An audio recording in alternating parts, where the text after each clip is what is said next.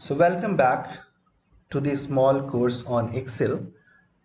So last time we have seen that all these basic functions where we have used a random between function, we have used average function, if condition, and condition, max, min kind of. So in same data set, I just want to implement a dynamic highlighter. It's a very basic thing. It's a very small thing, but actually can create interactive things in your this data. So first for that, I need to format my data because for without formatting, if you will send data to anyone, it doesn't look a visualize. It does not give a visualization kind of thing. It does not give a good appearance. So for that, first I'm going to make borders into this.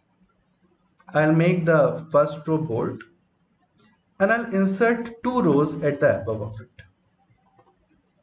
because I want to make a highlighter, and with the help of a drop down I am going to make a highlighter.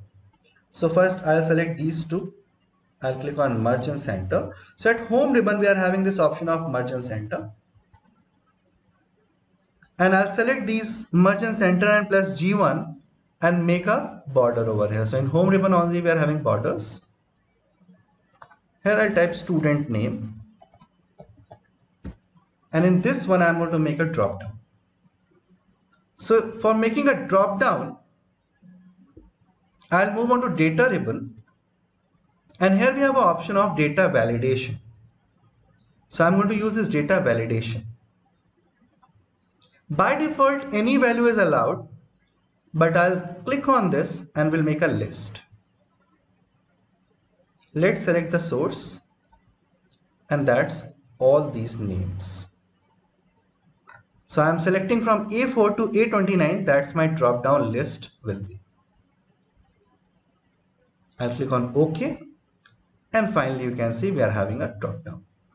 I'll select any of the name. Now I have to dynamically select, like here C has been written. So I want that this particular row should be selected, the whole row. So let's do now this part.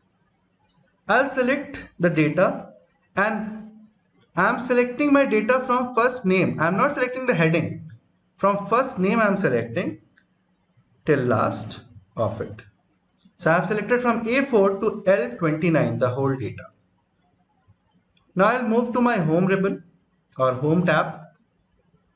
Here we have conditional formatting, one of the ultimate tool, because it easily spot trends and patterns your data using bar, color and icons to visually highlight important values. So we can give a condition, and according to that condition we can highlight our data. So let's click on this. So we have a lot of options like highlight cell rules, top bottom rules, data bars. We'll talk all about this, but later on. For the time being, I'll just move to new rules. And here I'll move to the last option, that is use a formula to determine which cell to format. I'll go to this formula, and a simple formula, many of the places I have seen people used to give if condition and condition kind of condition, but I'm not going to give any condition. I'll just type is equal to whatever value has been written over here, this one should be equal to my first name. And a small change I need to do here, that before 4, the dollar sign which has been there, I need to remove this because I want it should also check to A5, A6, A7, A8 till A29, all of the cells. But it should not go to B column, C column, D column. That's why I was keeping dollar sign before A, but just removing the dollar sign before 4. Now I'll go on preview format. I'll click on some settings, like whatever color you want to prefer. I'll prefer a light color from here. Font color light, bold, and fill a dark one. Okay. And okay. So finally you can see it's done. When you select any of the name, that will be highlighted. So this is a small highlighter which we can work on. Now if you want to make for pass and fail, I'll make a small drop down for pass and fail. So list, I'll select these two pass and fail. Okay. Pass, I want to highlight all the pass student, select all again.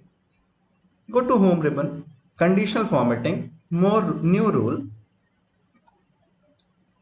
formula is equal to this value should be equal to the status, and again remove dollar sign before 4. Format should be some this kind of fill and this kind of whole. So this kind of it is going to look like. Now if you select fail and pass, but I want that whatever I use this one, this dark color, I want the first preference of this and then the preference of the previous one, because you can see when I'm selecting fail, my dark color that was when I highlighted the student that gone. So for that I can go to conditional formatting, click on the data first, wherever anywhere, go to conditional formatting, manage rules, and just make this rule preference move up, apply and OK. Now this rule preference is first, the second preference is of this rule, right? So this is what we can do as a dynamic highlighter. So this is all for this demonstration.